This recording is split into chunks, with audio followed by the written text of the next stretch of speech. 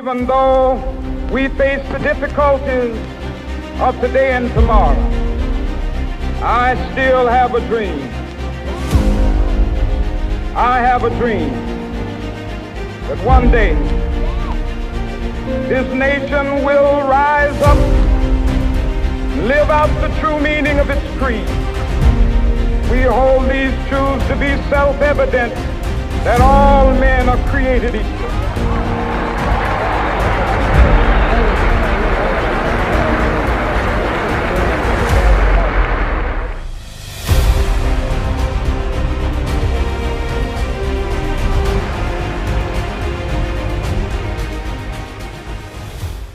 And we are very honored here basically to have two very amazing CTOs with us who's going to be debating about a topic, is AI disrupting the law of realities?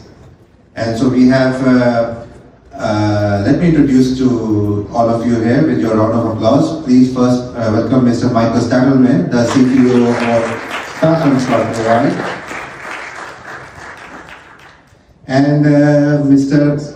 and Mr. Mohammed Sarfraz, who is the CTO and co-founder for Data Analytics. So, thank you so much for coming. Thank you, Sarfraz. We have been doing AI machine learning since 2017, starting with machine learning and then transitioning into this all hype of OpenAI that they have started and killing everyone, honestly. So I'm not against, but I have very different perception or perspective in terms of how AI is being used as a buzzword and a hype that everybody is coming up with ideas and thoughts and the new stuff that even startups, they're calling that, oh, we are an AI company and this and that. So I'm a little bit against of that, because you need to first understand the whole perspective that what AI is actually and how it is going to go and transform what it will be in the future and what it is today. So my point is that I'm not against, but I think it is not there yet. So that's my starting point, I would say. So of course, if my fellow Mr. Mike is going to say that he is with AI, so I'm actually not. So that's it. Thank you. Obviously, yeah, my name is Mike Solomon. I'm the CTO and founder of Falcons AI, and I'm a huge fan of AI. Obviously, been doing AI since true AI. So we kind of need to. I think there needs to be a clarity, like in the room. I see the benefits of Gen AI, but as a practitioner, I don't really consider it like AI, right? So that's why we kind of have this line in the sand in Falcons between Gen AI and real AI, right? And so what I mean by that is, you brought up a point about AI previously. So we got started in probably 2012, 2013 using machine learning for customer churn analysis for banking, right? So that's real AI, right? Computer vision, we have all kinds of computer vision models, weapons detection, all of this stuff. NLP models, advanced NLP models for deception detection. So I get where you're coming from the hype perspective around AI. I think AI is the next great thing. I think quantum is next, but until we get there. But I look at the problem I see with it is path dependence, right? So strange, really strange, goofy story. So if anyone's familiar, you can pull out your phone and look his name up. His name is Vint Cerf. He's basically the creator of the internet, right? TCP, IP stack, all of that. So I had the fortune to meet with him a while back, and he was telling me about some work they were doing with JPL, Jet Propulsion Labs out in California. Does a lot of work with NASA. This is pre-SpaceX madness, whatever. And he was talking to me about path dependence. Can anyone in this room, you can look it up, I don't care, tell me why the space shuttle booster rockets are the size that they are? Anyone? I have a question answered later.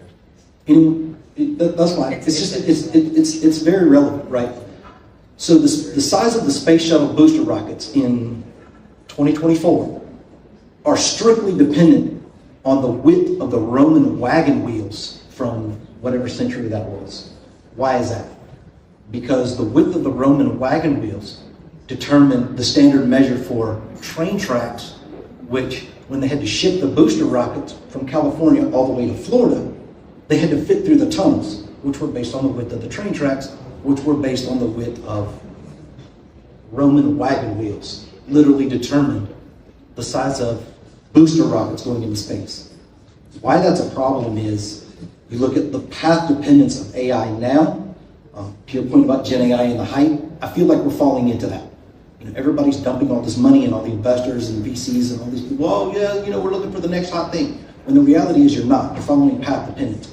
You're looking for the next hot thing that's a me too. You're not, and that's why I have to give Jamil spectacular amounts of credit for his speech with regards to financing the next big thing. Right? If you want to finance the next big thing, you have to take risks and you have to try something that may not be, financially feasible or viable in the near term. And so I tell everyone, we're all familiar with Google's and all of this stuff. Google did not have a go-to-market strategy in the beginning.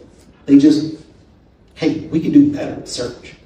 They got money and boom, boom, boom, and it happened. And Facebook, hey, we can do better than MySpace and this, that, and the other. They didn't necessarily have a, hey, let's monetize now. Let me get you your, whatever X return is. So you could say, woohoo, look at me, I'm with X fund and I grew X, whatever.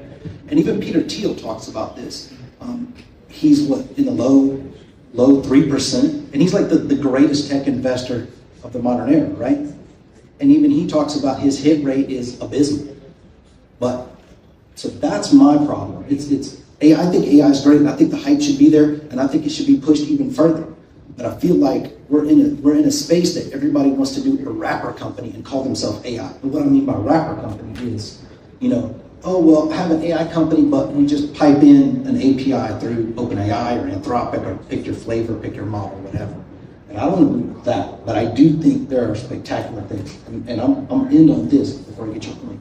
So we just recently, at Falcons, deployed a logo recognition model. Who really cares, right?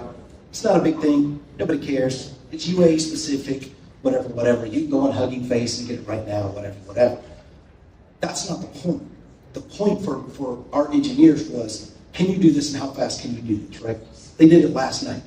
About a span, literally going, it was a quick challenge, a little quick internal hackathon, literally going to Google, downloading some logos, throw them in a folder, boom, boom, running through a model trainer. I think we used the Google Vic.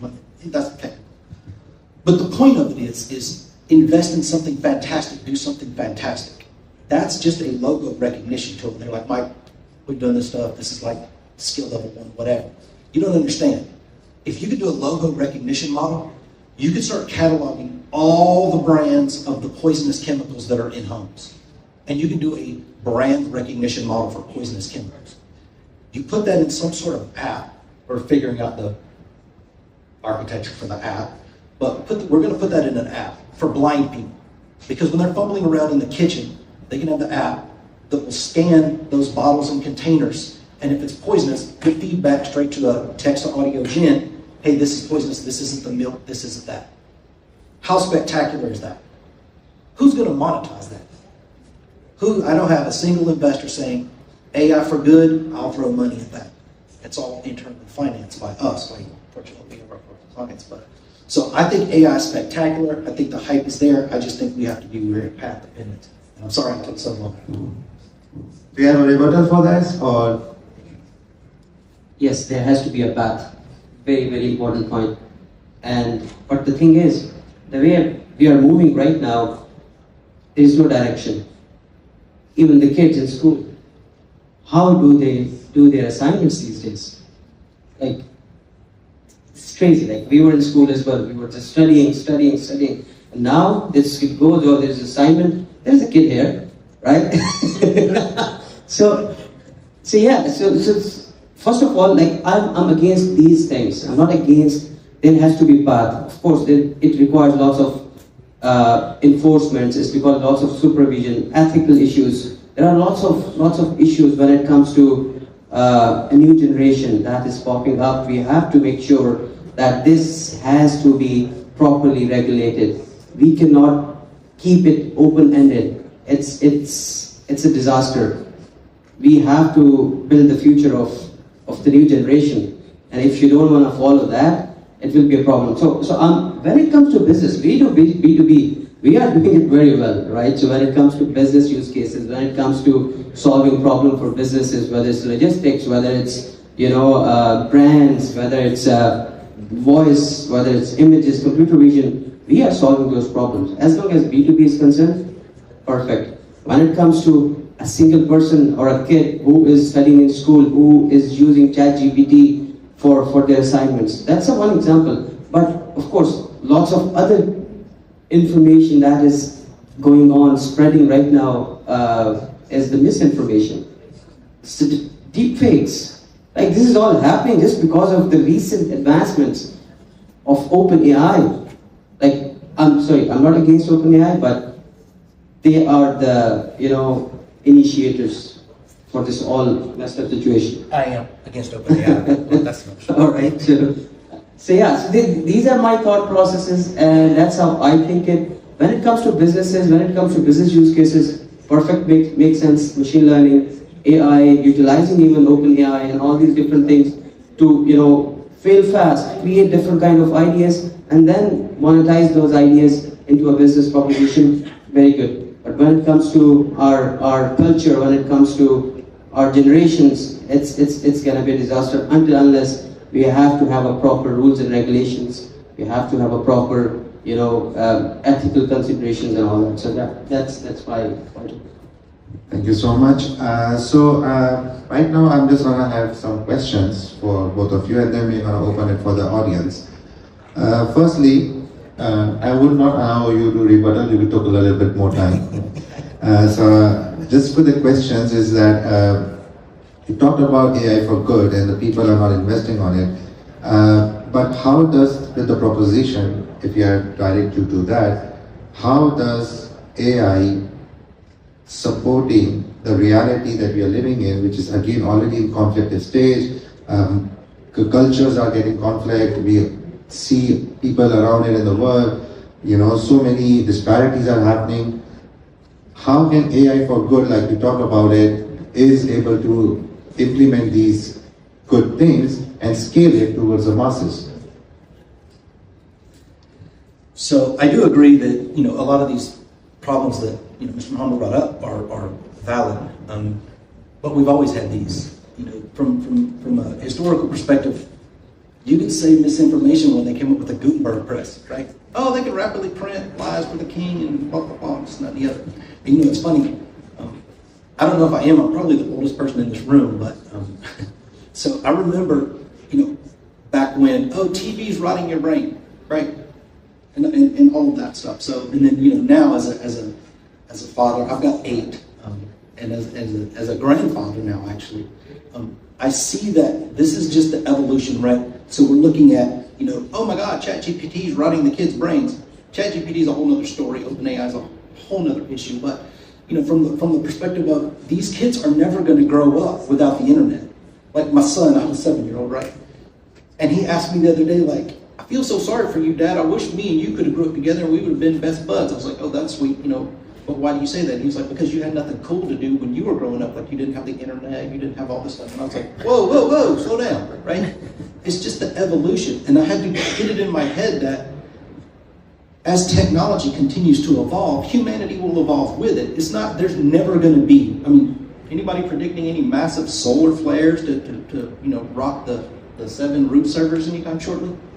Right? So the next generation is never going to experience a day, or let alone, the attention spans are just ridiculously short now, but they're never going to experience a single day without access to the internet, barring obviously anomalous events. Let's just, in the geopolitical space, let's put that out there. So I can't really say that, large language models and these helping, AI assistants and tools are actually rotting the kid's brain. Maybe it's just the way that we use cars, right? If you would have looked a couple of years ago, and I'll cover this in a second, 100 years ago, 200 years ago, anybody in this room, if you went to another person and said, watch this, I'm going to control that light from way over here with this little button. Oh, the sorcery! Right? You would have been like, oh my God, kill that witch. He's a wizard and blah, blah, blah. That's just the way technology moves, and we as humans have to adapt to it. The other point I wanted to make with regards to, closed source and regulation, that is a disaster waiting to happen.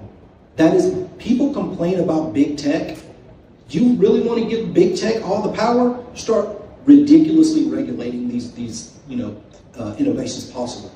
So we talk about cultural laws. That's on you. If you're from a city or a small place or a village and there's some culture and heritage, that's on you as a practitioner, as an intelligent human being who cares about your culture, to start collating and collecting and cataloging these data sets to train these models, to give open source models a wider array of accuracy across different cultures, across different regions. That's how you combat big tech. It's not with regulation. And to summarize this, I completely understand there isn't a conversation, debate about that, the importance of technology which has happened to the human for the evolution.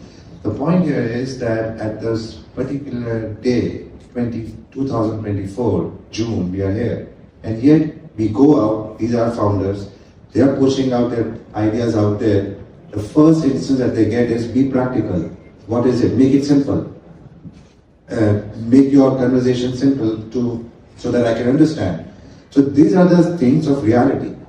These are the aspects of how can and the whole question is that when we are talking about these AIs, talking about fantasies, talking about all these things, at the end of the day, till today, even though Facebook has about more than 2 billion users, not even 10% of them can even make a Facebook page.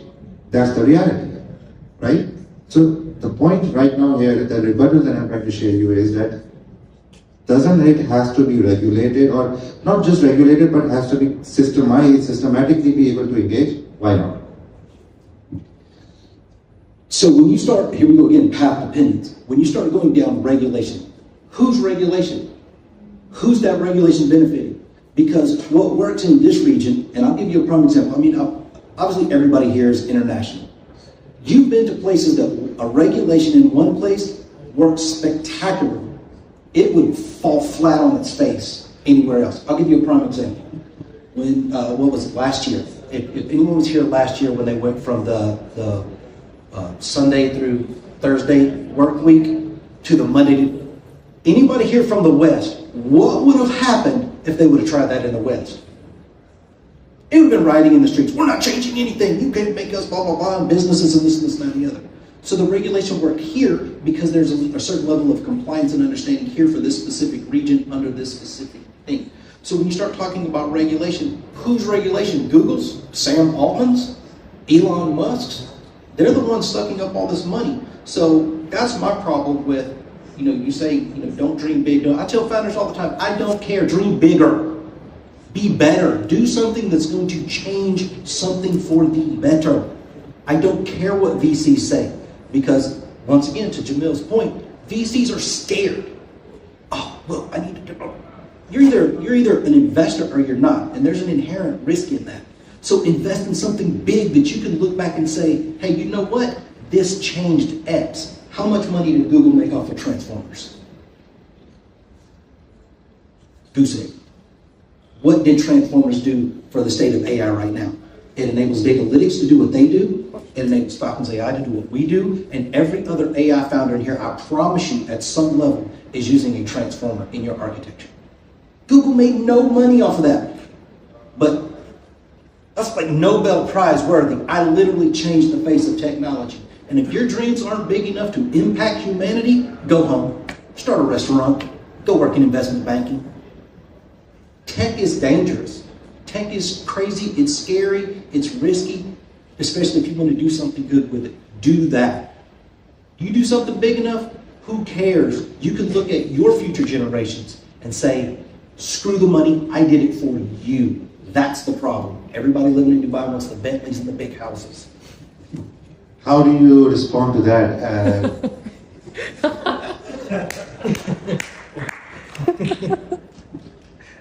Thank you for the question.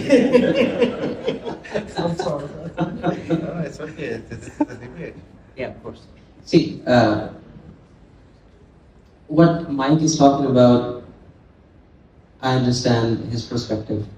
My perspective is, yes, dream big, of course. But kid, again, like, sorry, I'm just worried about it, right? So that's my point. Like, who's trying to solve a math problem? Go on any of the chat system, just type it. You'll get the solution right away. But before, what we were doing, we were trying to think. It is gonna take away your thinking. That's the problem. That's my problem. I have a tech company. I have an AI company, right? But I'm thinking more on these lines. I'm not thinking about, yes, we use transformers. Of course we use transformers, right? We use all these APIs when it comes to technicalities and all that.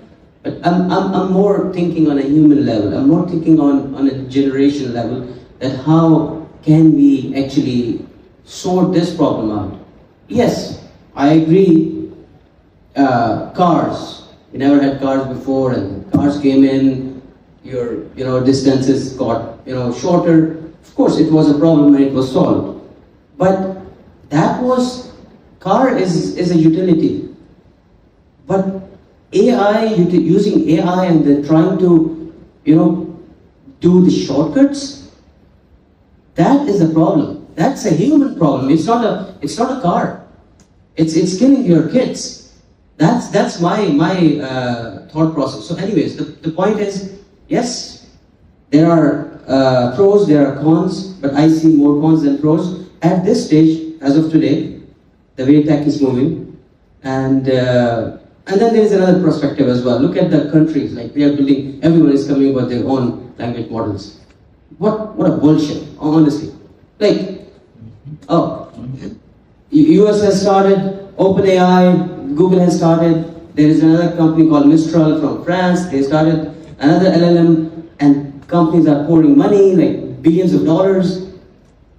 Like, okay, I don't want to say the names of the countries, but you know what I'm talking about, right? So like, what is the purpose of building these? What value we are getting out of it, right? So, If I may answer. I think your first of all, your topic should be cultural values of AI rather than law of reality. Honestly, I still don't understand the topic named law of reality. I mean, it is a part of the culture, right? Reality, because it comes with traditions, norms, values. People basically find out, okay, how to carry on their life or and pass it on to generations, which has been going on, and then obviously the wisdom is being passed on.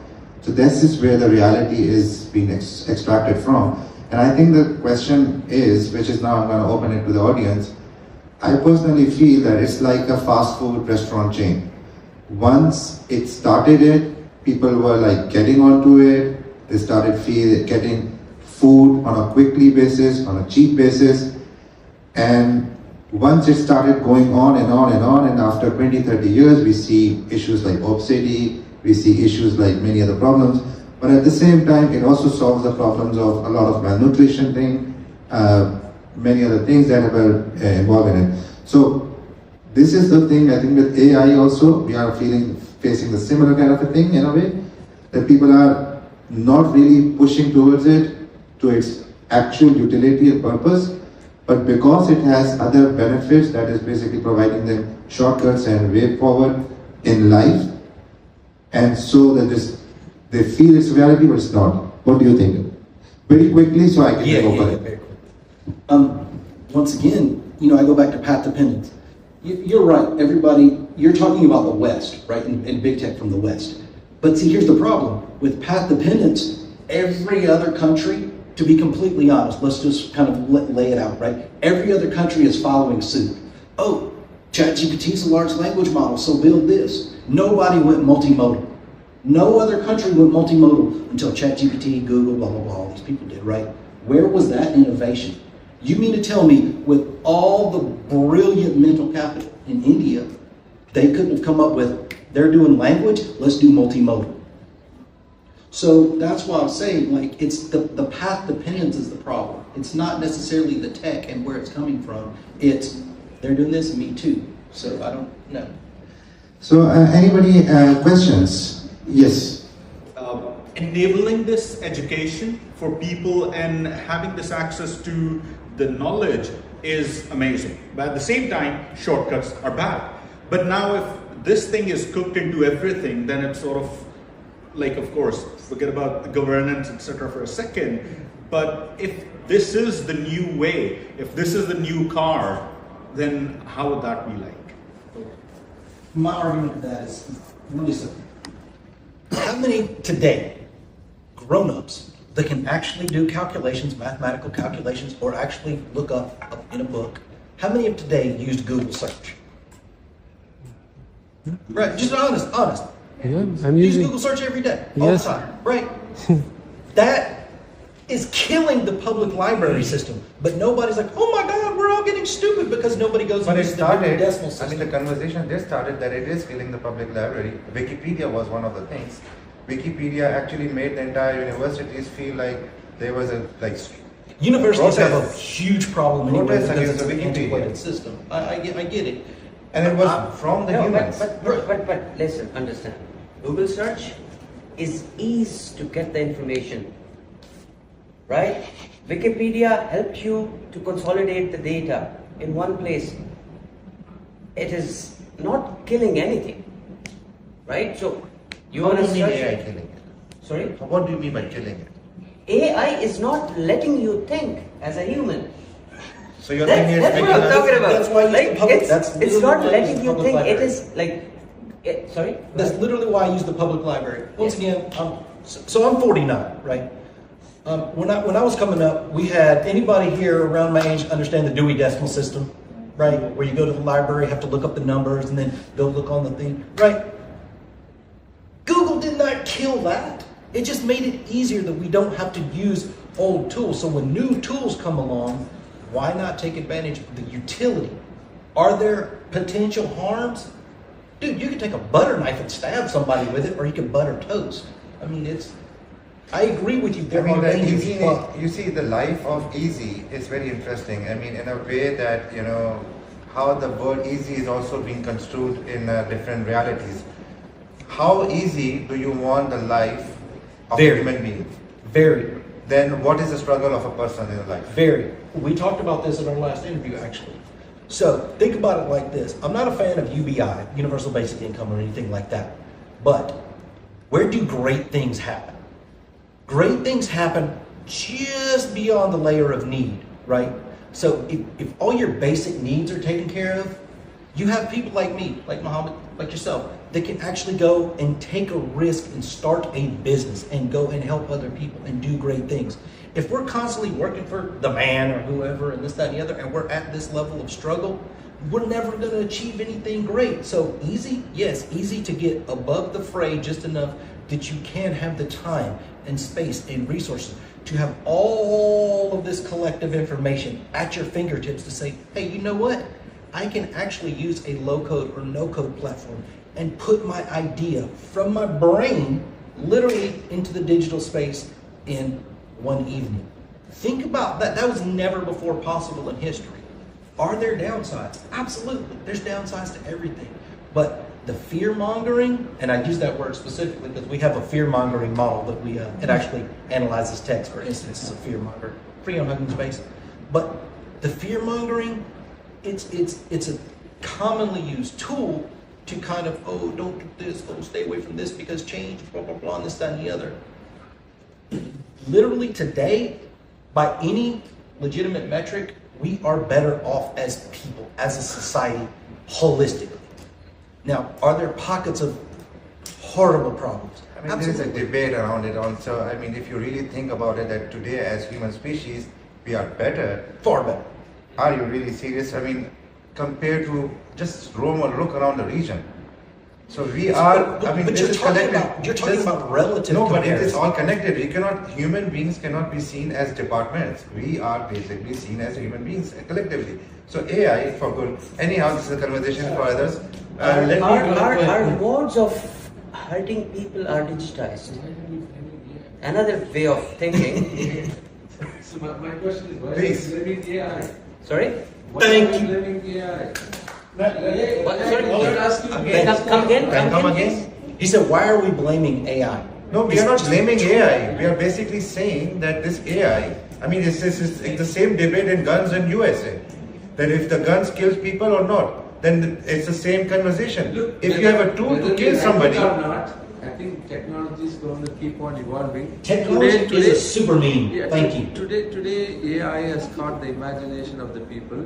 I think, a year back, virtual reality caught the imagination of the people. And a year forward, some other thing will catch the imagination of the people.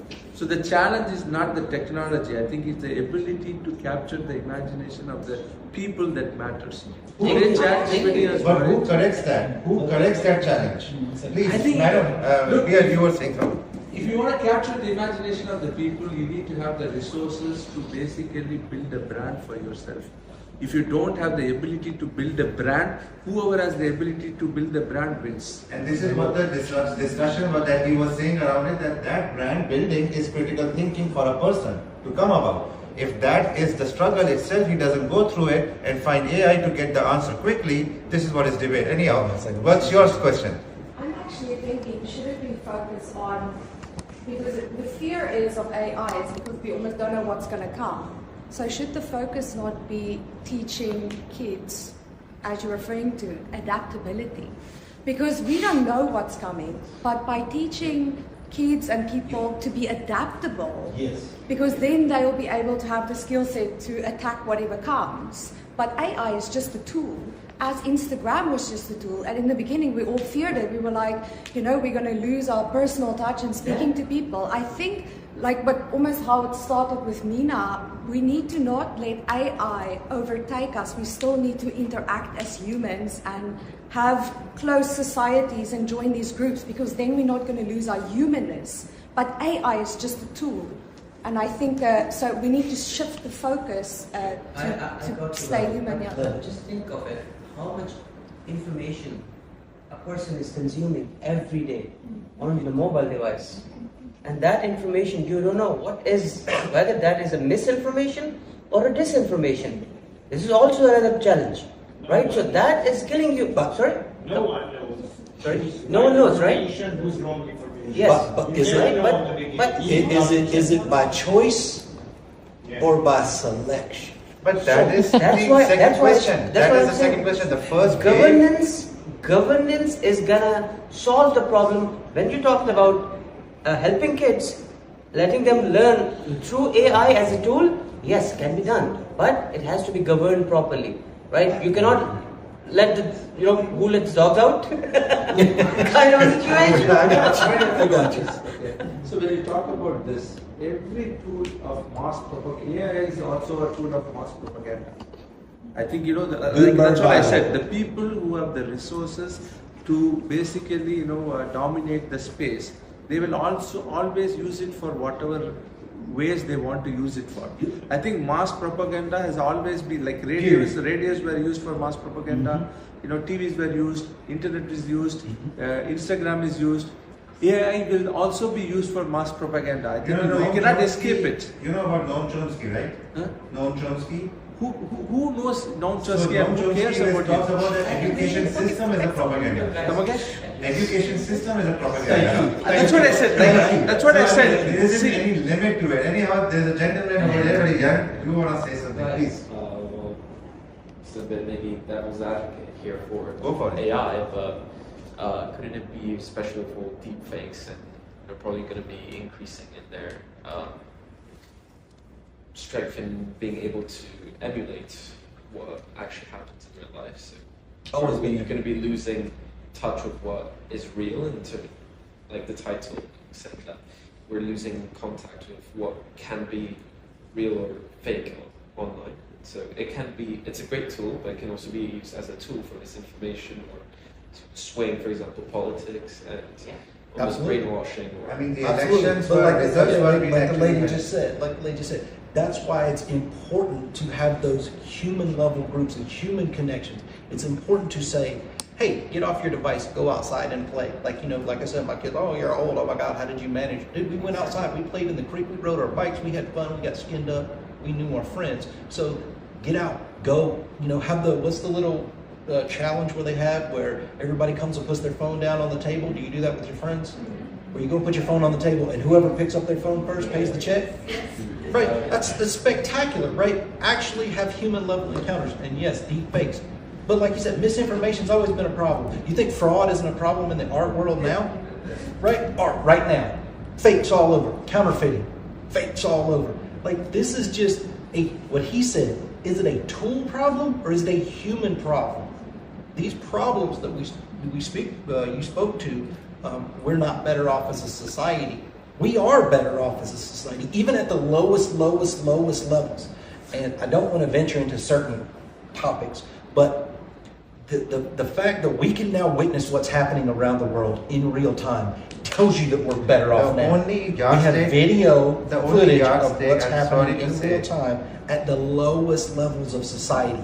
That's an exponential jump higher. The only yardstick that I use this phrase that we are not better as a human species today, water, which is the most available resource on this planet, we have to buy for it. And in this world, in this city, sorry? Go and drink it for free. Do not buy. Choice! Thank you! Go and drink for free. I love this audience. This is a great audience. You guys are spectacular.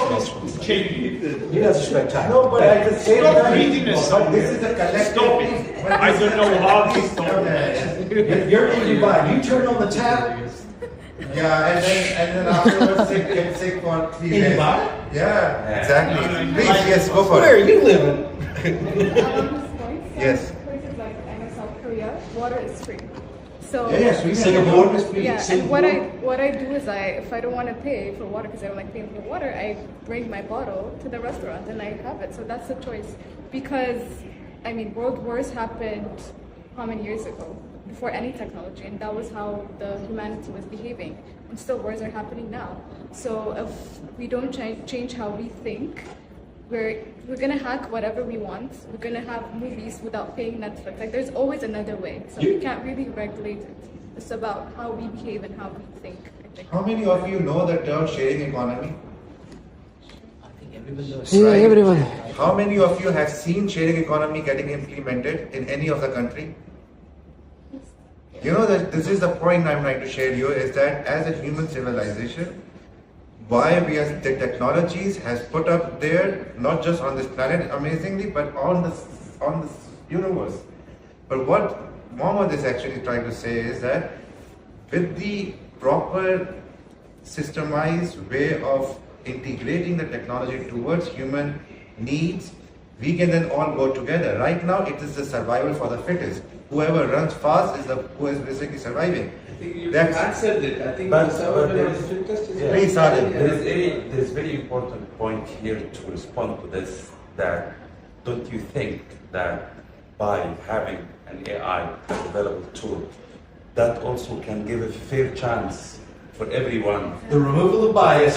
And so I'm speaking about myself. I'm from a village in Egypt. So education level is very low. The way I see it right now, a tool like AI can give a very fair chance to so many people to do a great business. So it's actually the other way around, can help so many people to actually have a fair chance between the fittest and I understand what you're saying, but internet when came in, like Mohammed was also like, internet when came in, people were very hopeful that information can be, be accessed to the public. Then when social media came, people were a bit more hopeful that it will become, useful. A lot of businesses were helped. Now, with internet and with social media, we now see the biggest, powerful democratic countries have gone into chaos, turmoil. Completely turmoil. This is the point right now, right? humans. It's because of themselves. They find to figure out How many stories throughout history? How many stories throughout history has people risen up and overthrown their government and revolutions happened in France, in wherever it happens? That's a tool for how you're using it. There it is. It's a human level problem. Go ahead, Jim. Thank you. I want to add one thing. After 10 years of reading many books, personal development, running one of the biggest success pages in the world, sharing more than 10,000 quotes, I learned one very important thing. In life, by the way, I agree with yours perspective, very powerful. In life, everything in life you can use and you can abuse. Yeah. And everything that comes to your mind, water, drink 4 liters right now, you're gonna die. Yep. 4 liters. Because your blood gets too thin. Yep. So everything that you can use and abuse. So I don't think AI is the danger. It's what the gentleman earlier said. It's the regulations. How are we going to protect? Question is not AI is dangerous or not. Question is not that sugar is more dangerous than AI. But I understand that. This is not the question here. The question is how much of AI is actually disrupting our reality. This is the way that how can we go forward. So are we living in a dreams world in real life, and how are we, when we will get wake up? So I'll tell you that AI itself, right? The businesses themselves are not the problem, it's the financing behind it. So how do you curtail greed and steer that into charity? That's the problem. It goes back to exactly what you said, exactly what they're saying. It's a human level issue. And AI it's just like guns and cars and tanks and helicopters and boats. They've all been turned into weapons. But Michael, question is this: how can the AI for good in all this thing can help us take decisions which is good for collective and masses? That's why I said I'm a super fan of the founders. I'm a super fan of the founders. Anybody that's building anything. And you know what is going to say today, ChatGPT? Copyright it, please. No, that's why I'm a fan of the founders. Anybody that's building anything that can have direct human level benefit, aka the blind person product recognition, things like that. We have Precise AG. It's a poultry health app, free to farmers. Take a picture, determine if your chicken's sick or healthy. So stuff like that. But this stuff is not getting financed. I have not a single person has knocked on my door and said, hey, excuse my terminology, that's some hot whatever.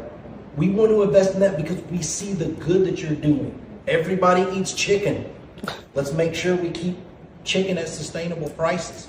Nobody. And so it's the founders. Yeah. So go ahead. Start using open source models. Boom. Yes. Right. So don't use these like. So you're basically just against Apple. Yes. Yes. Open source model will help you if you are developers. There are developers here. It is the largest, most biggest company in the world right now. You guys have to use those for, let's say, for education.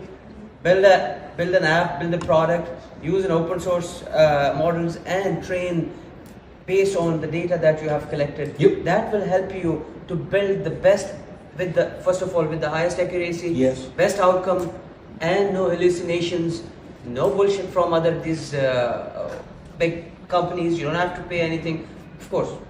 But the thing is, that will be more controlled environment, and that's where you can give better results. And now this is controlled. So my first point when I started was the regulations and all that stuff. So this is now controlled. This is under your control. You're building a math learning application, or you're building a like science or anything. You have to make sure that you take care of these things. It's very important. We have a question, ma'am. In the blue shirt. In the blue shirt. No? Yeah. It was not a question really. It was just something that he now mentioned to say we need to use open source. Mm-hmm. So if we're using open source, like what he said, regulation is not a solution to this. It's us human beings. He's on our side. Yeah, it is now on our side. And it now means that as human beings, we need to put more into accountability as human beings and how we are using the tools that are at our disposal, because we can use them and abuse them, but we can't blame the tool for how we are using it and what we're using it how for. Can we incentivize self-accountability?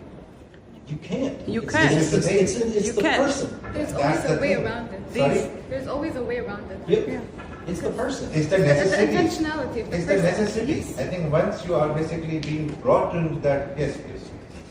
Just an intervention, because the debate is very polarized. It's like a either or, but the truth is that it's not really black and white.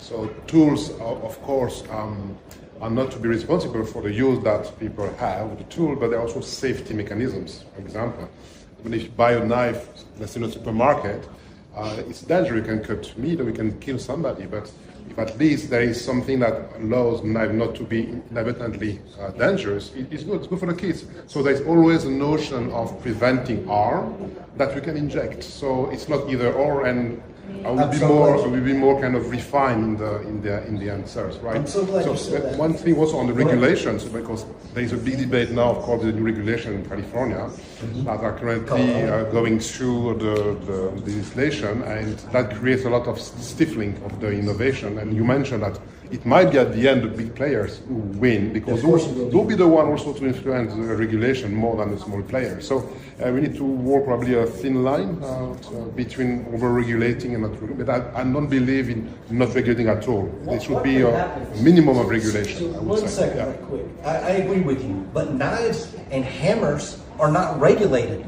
There's not a single regulation on the books about a hammer. Now, what you do with the hammer constitutes the crime. That's what I'm saying. If you use AI to do X, yes, that needs to be in the law books, but you can't stop the development of bigger and better hammers because somebody may build a home or smack their neighbor in the head with it. That rationale still doesn't. So there is awareness. So a hammer is obviously a hammer, obviously a knife.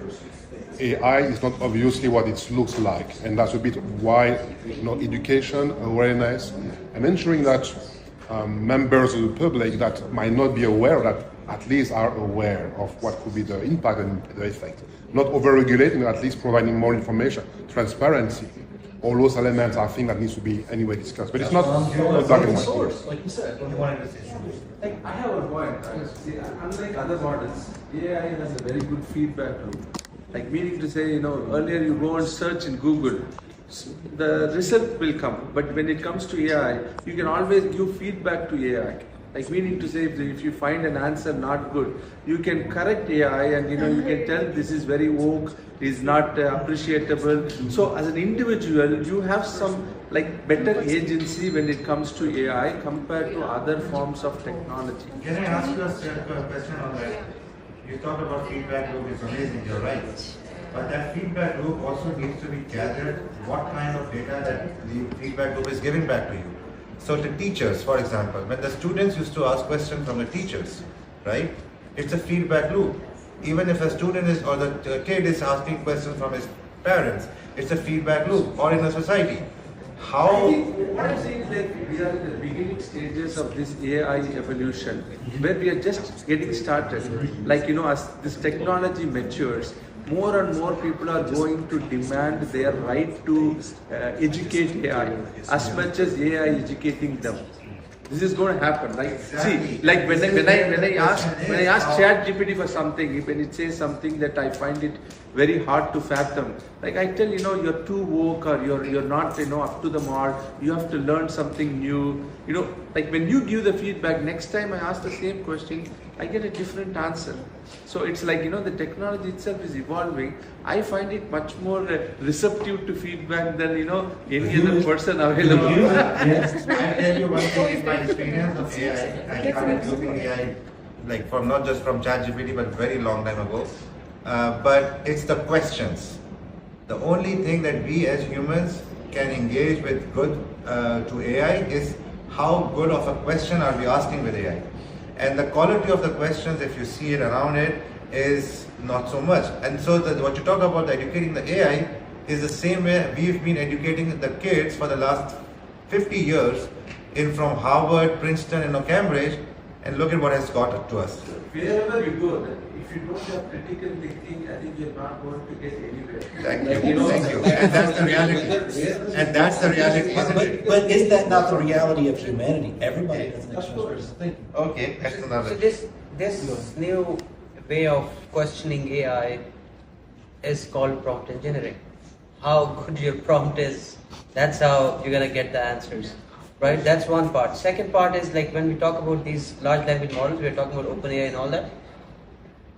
I call them, I have two thoughts. One is ethical large language model and one is called unethical large language. That's how I call them. What is ethical is how the data is sourced, how that model was trained. Who's ethics? And brother, it's my thought. You know, maybe I'm wrong, you know, but my thought. And look how these models were built, where the data was sourced. Anyone knows? All over the internet. Open web, right? Your Facebook page, all that data is actually used to train those models. It's a black box. No one knows. Today you are questioning. You said that. You ask a question, you get answer number one, and next time you ask the same question, you'll get the different answer. Right? So this is. I feel this is not. I think there is a progression. I think, you know, as this technology matures and things progress, because I think what AI has done, especially this chat form of GPT has done, is actually given a lot of control to individuals. I feel that, you know, it has given a lot of control to individuals, like you said, where whatever form of technology, whatever its evolution, the most important thing is whether human beings retain their critical thinking or not. Because most technologies make you go into the default mode. Like, you know, it gives you the comfort, it makes you go into the default mode. But there's nothing wrong with that. But as an individual, whether you retain critical thinking or not, that matters. One last thing. So you're talking about censored and uncensored models, right? So I don't know what the general consensus in the room here is. I'm 1,000,000% for uncensored models. Here's why. Our highest performing model on Hugging Face is our NSFW image content identification model. Do you know where I generated the horrific images? On an uncensored model. To train that model to then look at social media feeds, corporate emails, whatever, and actually identify NSFW content. So, this is my problem with regulation and, you know, who's censoring and who's ethics. You can use a bad thing for good. You can use a gun to hunt for food or whatever the case may be. You can use certain poisons to kill weeds in order so your crops will grow. So I know I'm not with this narrative that, you know, blah, blah, blah, whatever. So I'm now responsible use. But once again, like the young lady said, like you've been saying, and just like the gentleman over here with the personal improvement, it's all on the human being. And for the eternity of humanity, nobody has been able to control the vices and virtues, thank God, of a human being. So that's what we're left with. It's just a tool. Yeah, yes, please, quick. I go back on the question of transparency, because you were asking the question about what do we know about the data training the models, and you mentioned that the model would be better if you train it on uncensored data. Correct. Again, it's about also educating and in the transparency, so that also people will not be in a situation where they think they use a tool that is on one purpose and then misleading them on something else. So I think that if we look at the tool, if you look at it as a tool, we can always have a bad use, but at the same time, sometimes people will use a tool without knowing it can be dangerous, and that's the awareness. Creativity is again also being construed as manipulation. I mean, at the end of the day, creativity is manipulating things around it. So anyhow, it's a very great discussion. Thank you so much for your guys.